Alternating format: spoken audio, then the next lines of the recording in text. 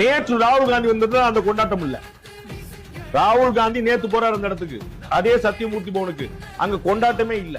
அதே சத்தியமூர்த்தி பவனுக்கு தமிழக முதலமைச்சர் போறாரு, அள்ளி கூச்சி ஆடி செல்ல பொருளை உள்ள போக முடியல அந்த கூட்டம். அப்ப உங்களுடைய தலைவரோட பெரிய ஈர்ப்பை ஏற்படுத்திருக்காரா?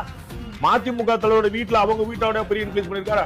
வைகோவோட பேச்சால லட்சம் பேர் திசை மாறி இருக்காங்க, லட்சம் பேர் ஈர்க்கப்பட்டிருக்காங்க. அப்படி எடுத்து தோலை துண்ட போட்டோம். அவர் வீட்டு வேலைக்காரமா வந்து இப்ப மாறி போயிருச்சா, அவங்க வீடு கூட இருந்தவங்க மாறி போயிருக்காங்களே, அவங்களே சொல்றாங்க. காங்கிரஸ் கட்சி உள்ள நுழைஞ்சா எள்ளு போட்டா எள்ளு வளாது, அவ்வளவு கூட்டம். அவங்க பூரா வந்து திரு விஜய பார்க்க வந்தது.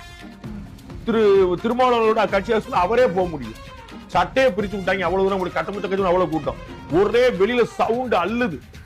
விடுதலை சிறுத்தைகள் பத்தி நேத்து நீங்க என்ன சொன்னீங்க? விடுதலை சிறுத்தைகள் அவரை பத்தி என்ன சொன்னாங்க? அப்ப யார் வந்து நிக்கிறாங்க? அப்ப தெளிவா இவர்கள் என்ன பாலிசி வச்சிருக்காங்க, என்ன சித்தாந்தம் வச்சிருக்காங்க, என்ன லீடர்ஷிப் வச்சிருக்காங்க? ஏன் என்னுடைய ஏரியாலே, என்னுடைய வீட்டுல, என் கட்சி அலுவலகத்திலேயே என்னோட இன்னொரு கட்சி தலைவர் பாப்புலரா இருக்காருன்னா வேறிவா